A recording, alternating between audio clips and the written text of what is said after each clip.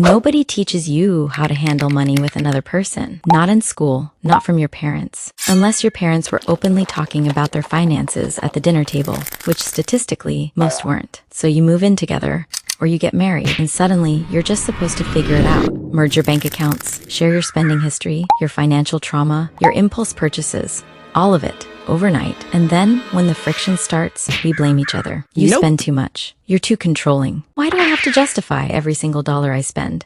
But here's the truth nobody tells you. You're not fighting about money. You're fighting about autonomy and identity. And the reason it keeps happening, the reason even financially responsible couples fall into this trap, is because we're all trying to force one financial system onto two completely different human beings. The traditional merge everything into one account model? It was designed for a single income household in the 1950s. It was never built for two working adults with separate spending histories, separate financial personalities, and separate definitions of what a reasonable purchase looks like. The system set you up to fail. So let's talk about why that is, and what's actually going on in your brain when money becomes a battleground. There's a concept in behavioral psychology called psychological ownership. It's the feeling that something is yours, not legally, not even logically, but emotionally.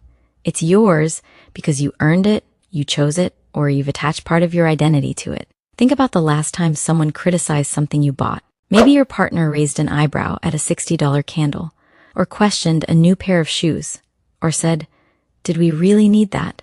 about something you grabbed on Amazon. Even if the comment was gentle, even if it was totally fair, something inside you flared up, right? That's psychological ownership. The moment money enters your bank account, your brain registers it as an extension of you. So when your partner questions a purchase, your brain doesn't hear that was an unnecessary expense. It hears your judgment is wrong.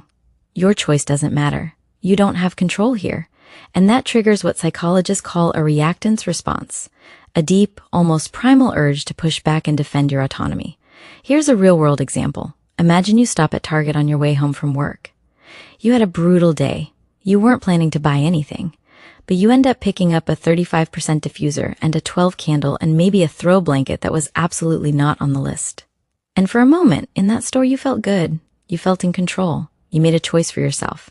Then you get home, you pull it out of the bag, and your partner says, suddenly the joy is gone. Not because the purchase was wrong, but because your psychological ownership, your small moment of autonomy, just got challenged in your own home. Now flip it around. Your partner has been eyeing a new gaming headset for weeks. To them, it's practical. They use it for work calls too. To you, it looks like a luxury. You say nothing, but you think something. And that thought sits there, building quiet resentment. Neither view is wrong. You just have different internal scales for what feels worth it.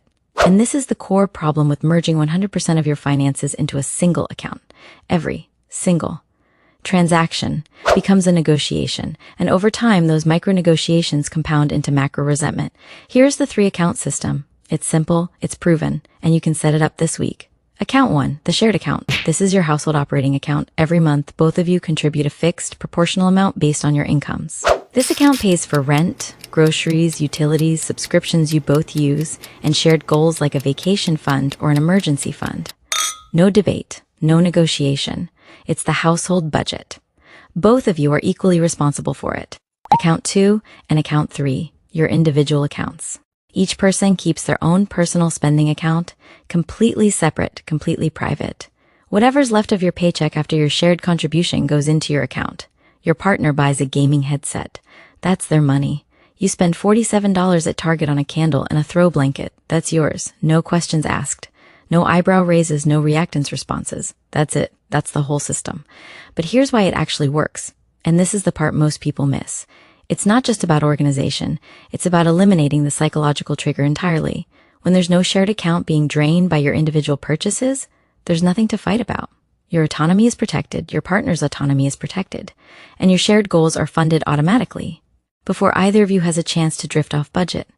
The one rule that makes it work: sit down together once a month for no more than 30 minutes to review the shared account only. Not each other's personal accounts, just the shared one. Call it your money date. Keep it short, keep it focused, and keep the personal accounts completely off the table. That single boundary removes about 80% of the ammunition that fuels money arguments. The 3-account system doesn't require you to trust each other perfectly. It doesn't require you to have the same financial values or the same definition of splurging. It just requires you to stop designing a financial life that makes conflict inevitable. hit that subscribe button, and I'll see you in the next one.